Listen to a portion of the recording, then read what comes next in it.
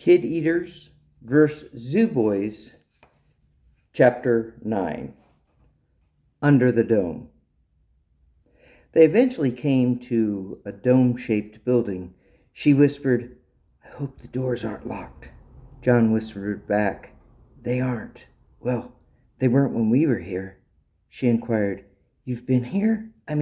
You've gotten into this actual structure?" Dave answered before John could reply. He hoped it would make him look good. "Yeah, this building is a Avery or AVBV,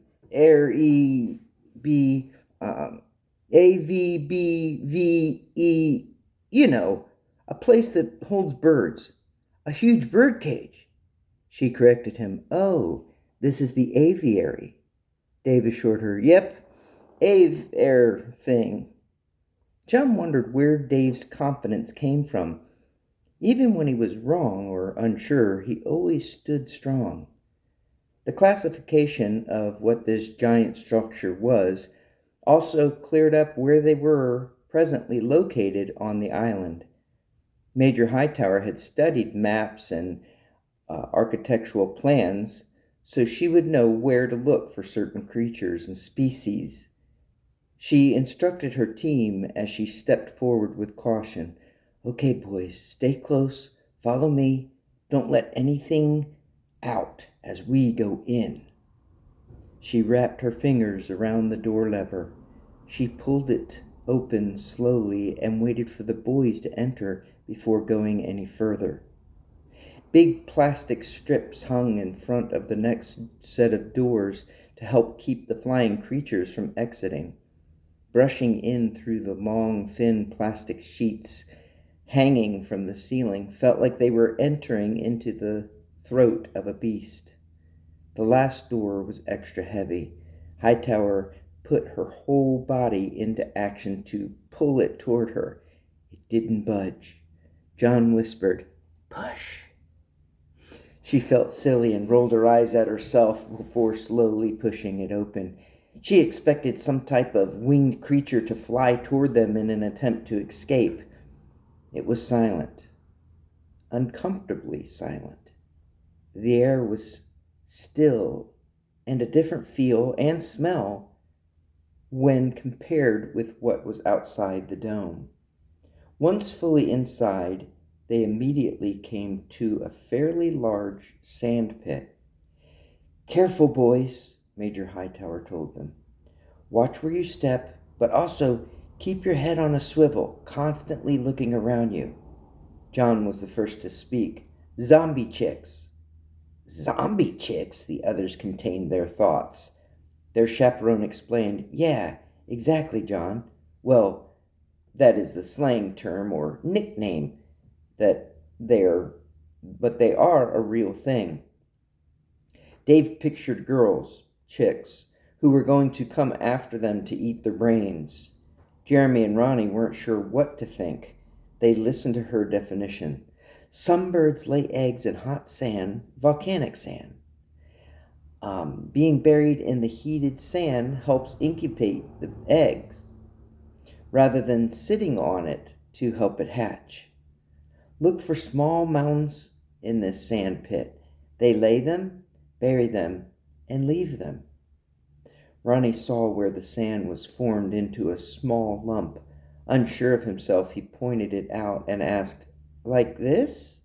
Something is under there?" Hightower slowly approached, while not letting down her defenses of what might swoop down at them from afar.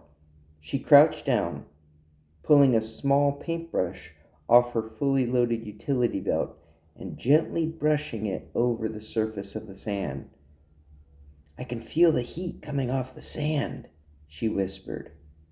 Then she instructed the boys as she reached toward her utility belt to adjust into a better squatting position. "You young men keep watch while I check on this." She also pulled out a list she stored inside the left pocket on the right leg of her tactical pants. There was no box to tick for eggs, but she then pulled a pencil out from a small pocket located on her left shirt sleeve. The boys glanced back at her to see her writing something down. She wrote in the word eggs next to where the Latin word for volcano birds was listed. Ronnie asked, "Where's their mommy?" Dave snickered at Ronnie saying mommy rather than mom or mother. He just sounded so much like a baby. John wanted to answer, but knew Major Hightower was the expert. It was mentioned earlier that the eggs are laid, then the mother leaves them. John waited for the answer from her. However, she was too busy caring for the egg. She reached into another pocket on the lower left leg of her cargo pants. After digging in there, she reached back toward her backpack. She forgot it wasn't there.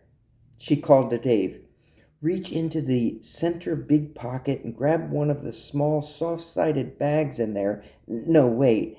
Try the outer right side pocket, the side on the right while you're wearing it, or on the left as you're looking at it." Dave rummaged through the luggage. He pulled out an empty plastic bag. She reached back toward him without looking. He placed it in her hand. After looking at it, she objected, "No, not this one. Well, then again, this will do for now. There should be some bags made out of cloth. They have some padding built into them. I'm going to need them because I know, most likely, there are more eggs here." Dave began to pull things out of the backpack. It seemed to be bottomless. The boys kept a lookout, but glanced over occasionally at Major Hightower and at Dave. They were dumbfounded at how much gear and stuff was in that backpack. Just then, they heard the Major exclaim, "No, wait, it's here. I got one here, right here." Once again, she pulled another item out from one of the many pockets she adorned. She gently nestled the egg into the padded plush velvet bag. It was only then that she looked up and smiled as she spoke. "Good. Let's find more. I'm sure that..." Her smile vanished as she looked at all the things Dave pulled out. She was not happy. "Ah, come on, David. It took hours to pack all that in there. Now look. Ah, my word, come on, really." Her voice quickly grew louder. Dave was taking offense fast, too. She stood and shuffled over to her bag. Dave backed up, thinking she was about to hit him. That was normally what happened when he did something adults didn't like. As he moved backwards, Jeremy almost shouted, "Freeze, Dave! Don't move. There's a lump of sand directly behind your left foot. Don't step back." That distracted Hightower, too. She went over to the egg. With the brush in her right hand and the bag in her left, she spoke softly again. "I know I told you guys to keep a lookout, but I want to show you how to recover these eggs. David, you keep watch. Don't move back, but keep your eyes open." He couldn't help but feel like this was a punishment. Just then, he heard her say, "You'd be our best defense anyway, Dave. Don't worry about the backpack. We'll pack it all back up after a bit." This allowed Dave to feel important and forgiven. He puffed his chest out and placed his hands on his hips. His words came out forceful. "You got it, Major. I'll keep watch." The other three dropped onto their knees around Major Hightower, who preferred to squat without anything but her boots touching the sand. They noted how warm the sand felt on their knees. They intently watched what she did to redeem the egg. After that, it seemed as if she pulled 3 more brushes out of thin air, handed each one of them a brush. She commissioned them to do the same. "Walk around slowly within the pit. We're bound to find at least 24, if not 30, or maybe maybe even 50 more. Wait, take a few of these bags. Once again, she performed magic as she presented the material bags from her magical pants. Dave was still keeping a diligent watch around them. She froze as she handed Ron one of the bags.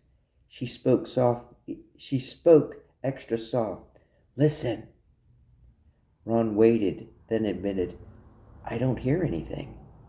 She smiled, then went back to her serious face as the words slipped past her lips into a haunted, eerie display of caution.